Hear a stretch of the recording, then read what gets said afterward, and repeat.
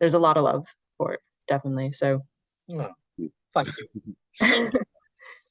I know we have a set amount of time, so I'll get right into it. I have a couple of questions that are kind of for everyone, and the first one is, what was your relationship to Tolkien before this role, and what is it now?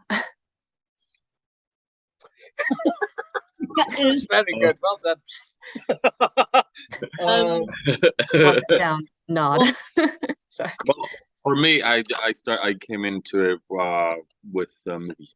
I when I was 14 years old, the movies came out, revolutionized everything that I've seen before, and kind of started this curiosity and hunger to go into this world. And there was just it's the gift that keeps on giving. So ever since then, that curiosity has just continued and continued. It became kind of a mission for me to want to be an elf, and now I'm an elf. So it worked. Mission accomplished.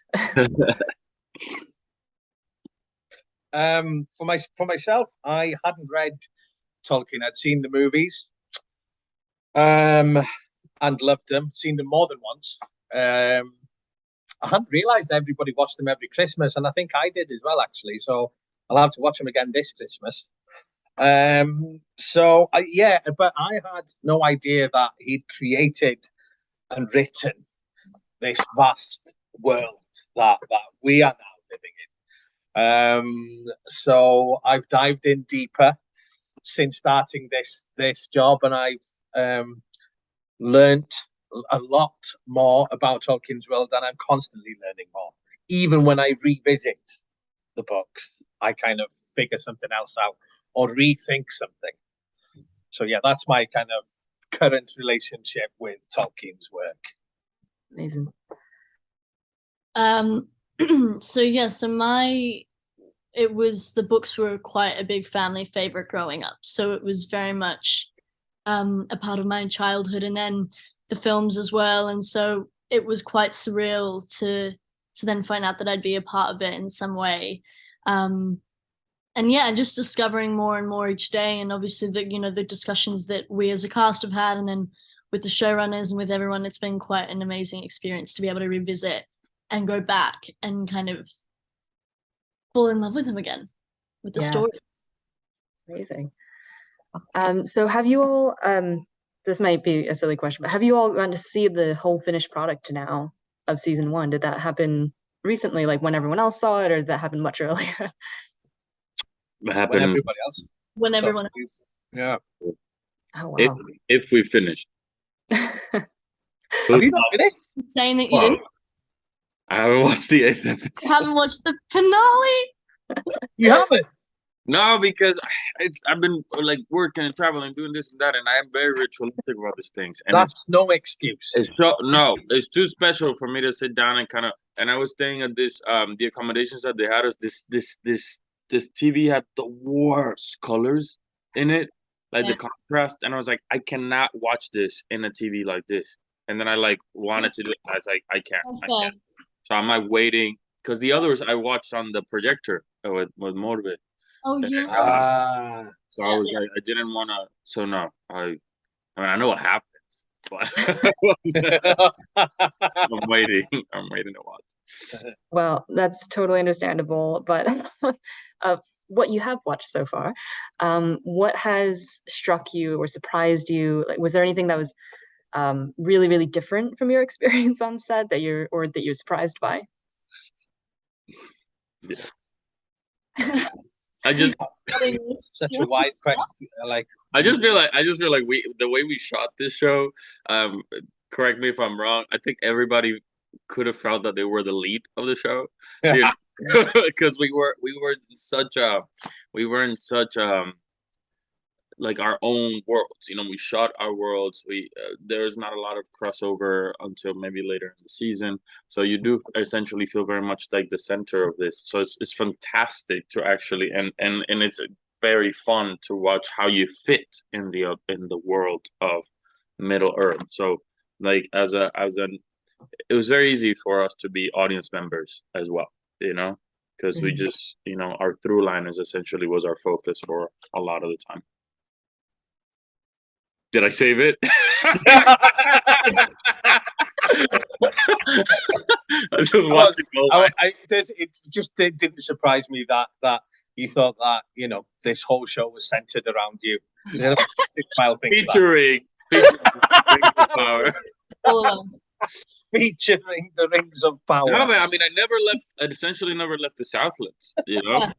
So, yeah, so and you were doing so much. You were doing so much in the That was like the focus, and like, I mean, Kazakh Doom, like we had like these focus experiences, Yeah, that's what the lovely surprise was seeing other people's worlds in how much detail had gone into the costume, the makeup, the relationships that they'd forged together. That seeing all of that, and knowing that other people has been working as hard as Rob and Sophia and myself, that you just kind of go, yes, this is we're onto a good thing here. Yeah. Similar experience for you, Markella?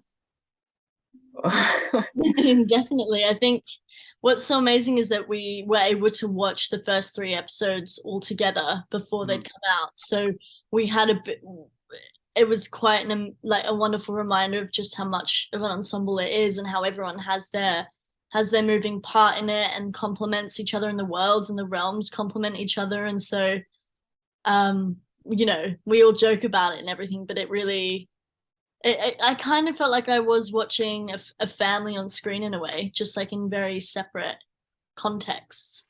Yeah. Yeah, no, I love that. Friends just doing their thing in separate rooms. And with magic.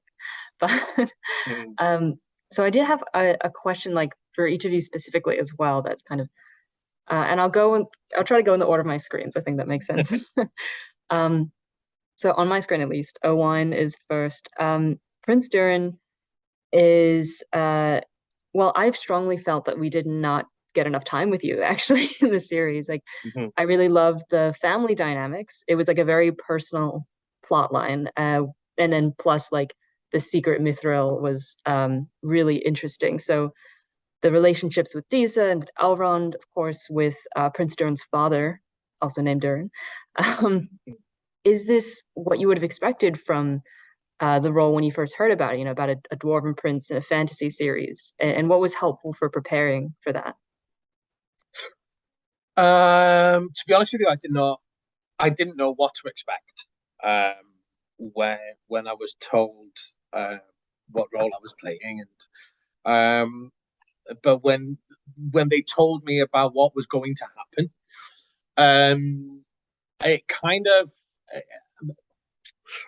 being a Welshman, being from a working class background, I could relate to the dwarves instantly, and the fact that they live inside the mountain. I've not lived inside a mountain, but I grew up on a mountain. So that kind of having the rolling hills as part of my life, and having that earthy working background, it kind of, and the way the boys had written the role with humor, with anger, and with hardness, I could relate to that quite easily. It was just a case of transferring all of that knowledge and experience into a different being, wearing a beard and prosthetics and using a different dialect. All of that stuff was I knew was going to be a challenge, and a challenge I, in the end, welcomed and absolutely loved. And I don't think it was strange. We were rehearsing the other day and on set, and I was speaking Durin's lines without any of the prosthetics or the beard or the costume on, and it just felt wrong that I was doing that. So I'm looking forward to going back into putting all those obstacles on my face again. Well, we appreciate the effort, and we're also looking forward to it very much. Okay.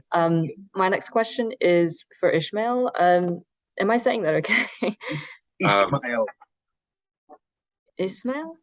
Yeah, Yeah. it's with an S, with Okay. not an S. Okay, thank you. Sorry, I took over there, Ismael, just because No, it's easier when other people does it, right? I'm glad that this battle is now shared. I actually relate really hard because people tend to call me Emilia, which is how my name is technically pronounced according to Italy, but it's actually pronounced Emilia, so I very much feel the struggle. Ah, Amelia. Emilia. Emilia. Mm. And now you all know too. Thank you. Thank you. So so far there's been a lot of love for this series, especially for the new characters. And I think a lot of positive reception to you, to your specific character as well. Positive, if slightly horny, reception. And I have to ask, I work in diversity inclusion as my day job, but what were you expecting as you entered this role, particularly as a man of color, if you're comfortable speaking to that? I do have a backup question if not, but entering this really cherished world where some people feel very strongly about, say, the skin color of different races. I expected it to be. I expected to have opposition. It was because it's my dream of being a part of this world started with that kind of comment.